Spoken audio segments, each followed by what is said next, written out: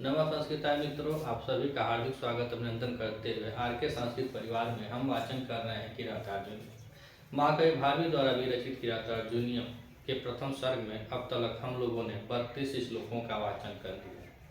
पिछले श्लोक में हमने देखा कि द्रौपदी जी किस प्रकार युधिष्ठिर के गुस्से को तीव्र बनाने का काम कर रही हैं। अब यह पूरे श्लोक में तीक्ष्ण वाक्यों का प्रयोग करेंगी कि जिसके कारण महाराज को क्रोध है। पिछले श्लोक में हमने देखा वो बता रहे थे कि हे महाराज, आपको क्रोध क्यों नहीं आता है, और वह भी इस समय जो वीर पुरुषों के द्वारा, जो ज्ञानी हैं, वीर पुरुष हैं, सूरवीर हैं, पराक्रमी हैं, इनके द्वारा या उनके द्वारा निंदनीय मार्ग पर इस समय हम लोग चल रहे हैं, फिर भी आपको क्रोध नहीं आता।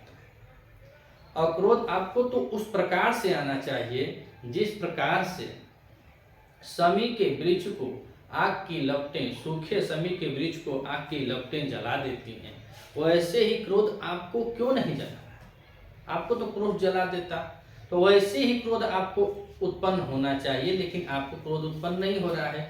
और यह उत्पन्न क्रोध इसलिए करा रहे हैं द्रौपदी जी को, बार बार सोच रहे हैं कि अगर क्रोध आ जाता तो उनका जो बांड था, मतलब अज्ञातवास का, वह टूट जाता और तुरंत युद्ध छिड़ जाता। नहीं तो अनियम पर चलते रहेंगे तो 12 वर्ष का वनवास काट लिए, 1 वर्ष का अज्ञातवास काट लिए, अगर कहीं पकड़े गए तो इस महाराज का चलेगा, युधिष्ठिर जी का, तो फिर से 12 वर्ष वनवास काटेंगे, 1 वर्ष अज्ञातवास काटेंगे।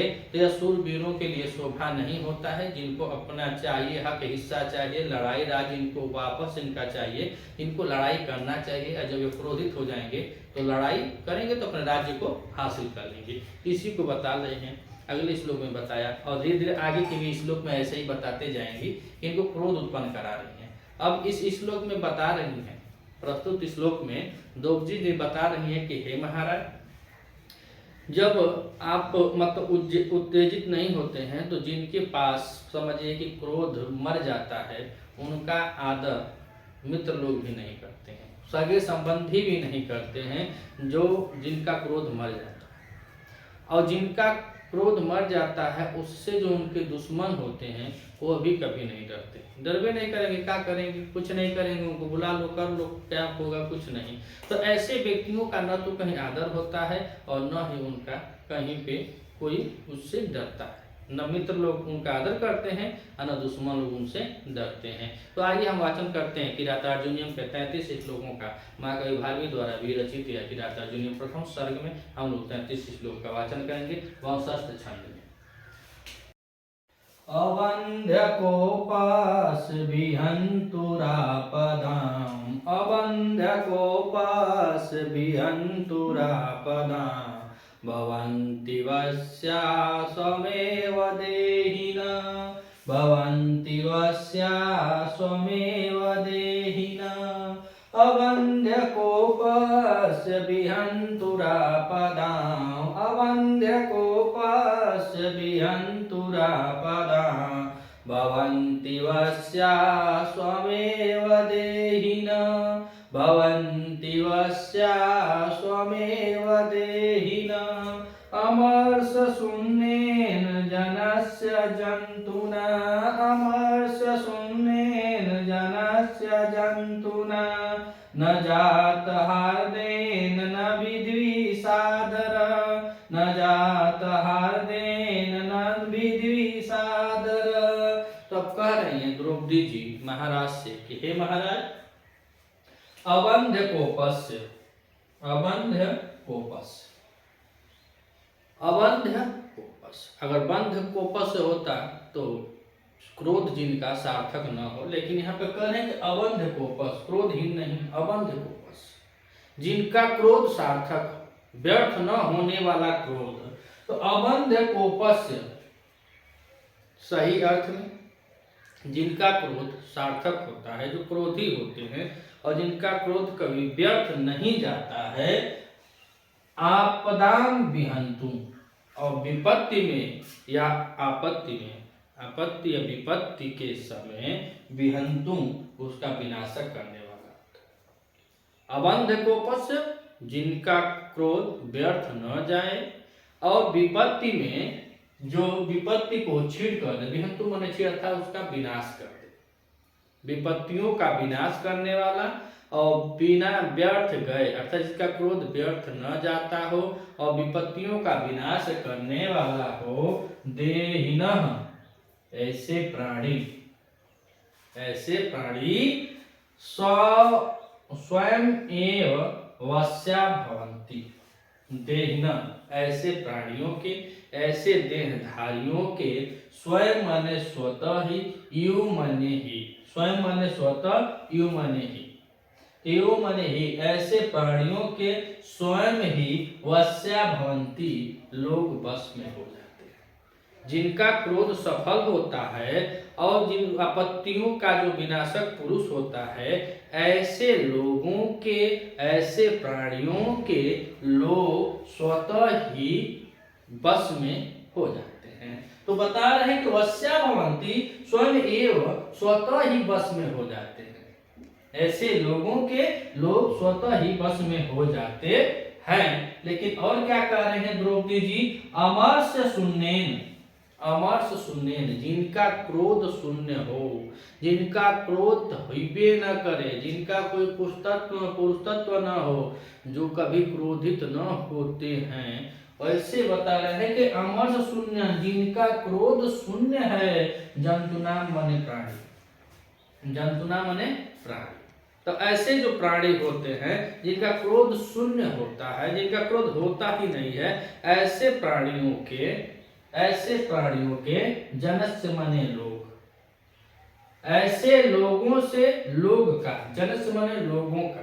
तो अमर्ष शून्य, बिना क्रोध के प्राणियों वाले या बिना क्रोध के प्राणियों, जिनका क्रोध शून्य हो, ऐसे प्राणियों से, जंतुना माने प्राणियों से, जनस्य लोगों का जात हार्देन, जात हार्देन अगर प्रिय मित्रता हो जाए, हार्देन माने होता है स्नेह प्रेम, तो जिन इनसे लोगों का जात हार्देन अत्यधिक स्नेह प्रेम भी हो जाए, तो आगे लिखे हैं आदरह न, आदर नहीं होता है, उनका आदर नहीं होता है।